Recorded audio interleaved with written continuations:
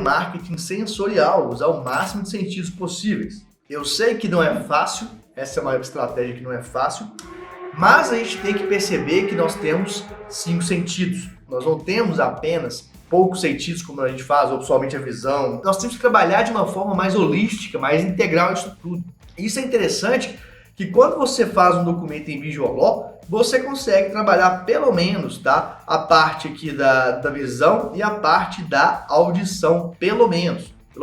Então você começa a usar o Visual como elemento também de marketing, de brand e de diferenciação. O que mais que você pode fazer? Você pode ter uma música específica dentro do seu site. Não sei se você sabe, tem como você mapear as pessoas pelos cookies. Se você faz uma pesquisa anterior sobre o tipo de música que a pessoa gosta, ela pode, toda vez que ela entrar no seu site, ela vai tocar aquele tipo de música. Então, suponhamos que a pessoa, o seu cliente, disse lá, olha, eu gosto de ouvir Metallica. Então, toda vez que o seu cliente entrar em uma área sua, para poder olhar o serviço ou alguma coisa, vai tocar uma música de Metallica.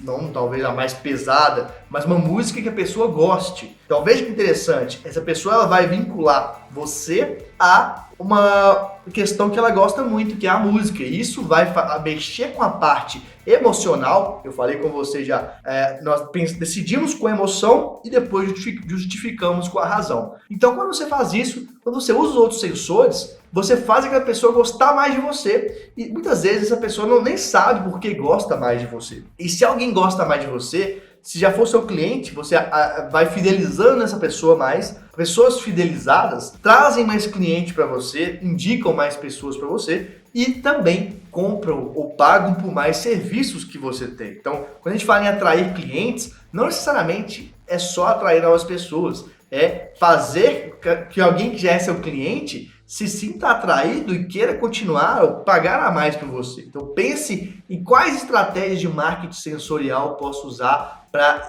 fazer algo diferente, algo que seja mais personalizado. Uma outra estratégia, é uma estratégia óbvia, mas muita gente não usa, é usar as datas comemorativas. Essa estratégia, por mais que pareça batida, ela continua funcionando muito bem.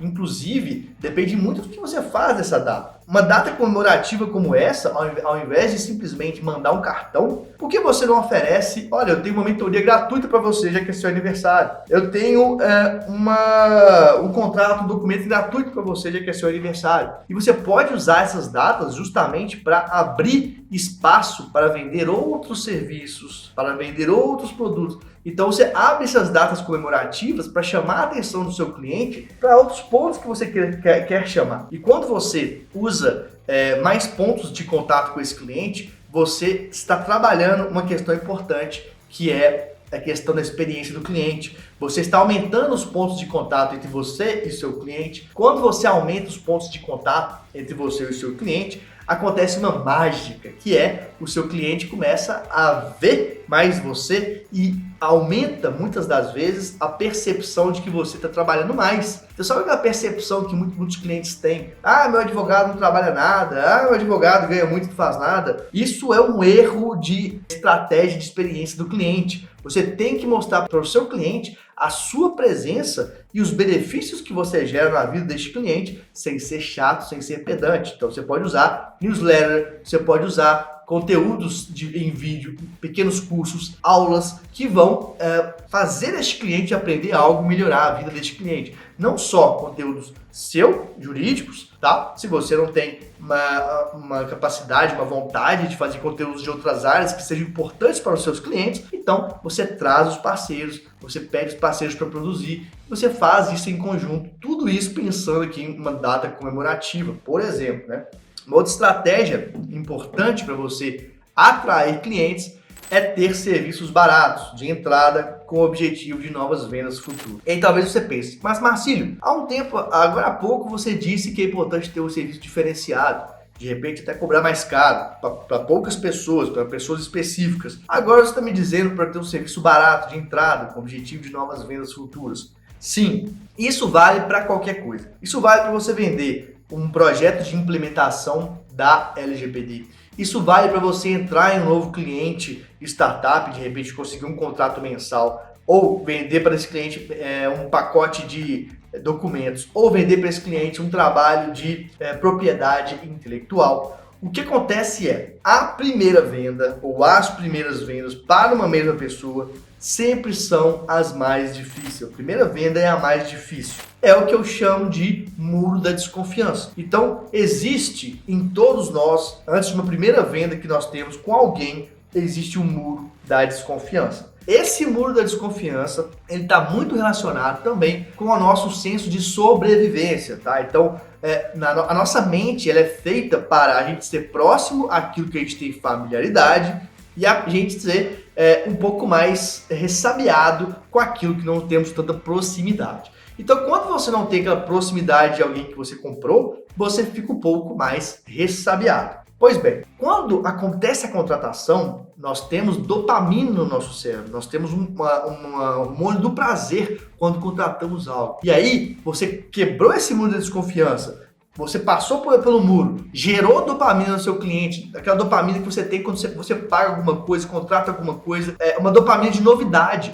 Porque quando o cliente te contrata, ele tem a dopamina de novidade. Nossa, vou melhorar meus contratos. Nossa, vou proteger minha marca. É algo novo, é uma novidade. Quando você faz isso, gera essa dopamina, você pode e deve ter toda uma estratégia bem estabelecida para quê? Para escalar depois as vendas. Então, quando a gente fala em escalar a venda, é vender algo mais barato primeiro, para depois vender coisas posteriores. Por exemplo, vender uma mentoria de análise geral de uma startup, vender uma mentoria contratual, vender um e-book de melhorias jurídicas para uma startup. Você pode vender um e-book para uma startup se você quiser, você pode dar, sim, pode dar. Mas vender, gente, é diferente, porque quando você vende, a pessoa se tornou seu cliente de alguma forma. Então, a venda, ela quebra a barreira do muro da desconfiança. E quando você faz essa venda, depois você normalmente pega as informações do cliente, então e-mail, telefone, ou outras informações, você já pode estruturar no seu e-mail marketing, por exemplo, tá?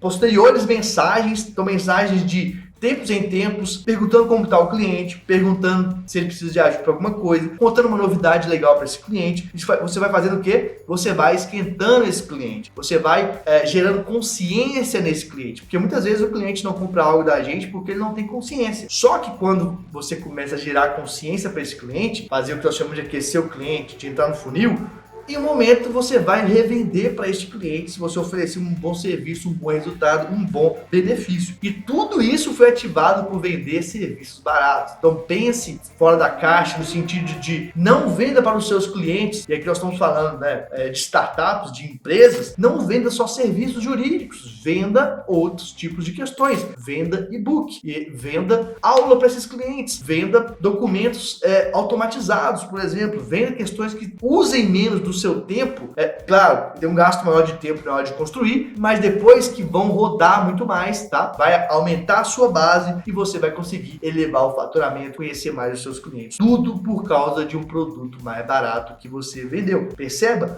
Às vezes esse produto em si, ele não vai te dar lucro, mas ele vai ser um caminho para você escalar os seus lucros futuros, o seu faturamento futuro. Bom, eu acabei de falar sobre vender, né? E depois eu tô dizendo para oferecer algo gratuito, algo valioso, gratuito. Eu particularmente uso todas essas estratégias. Tem gente que não gosta de usar a estratégia de oferecer algo gratuito, porque a gente fala que é como se, leads gratuitos, leads, prospects, pessoas que você quer como clientes, muitas vezes são muito desqualificados. Quer dizer com isso? Estão muito longe de estarem prontos para contratar os meus serviços. Então esse é um problema às vezes de dar algo gratuito. Para você oferecer algo gratuito e valioso, que na verdade não é gratuito, né? Na verdade, normalmente você oferece em troca de dados da pessoa, informações da pessoa. Mais uma vez, com a LGPD ou não, isso não muda no sentido de pode fazer, tá? Você vai ter que ter alguns passos a mais cumprindo a LGPD, mas você pode e deve fazer isso. E aí você vai ter que ver na prática se vale a pena ou não conseguir gratuitamente,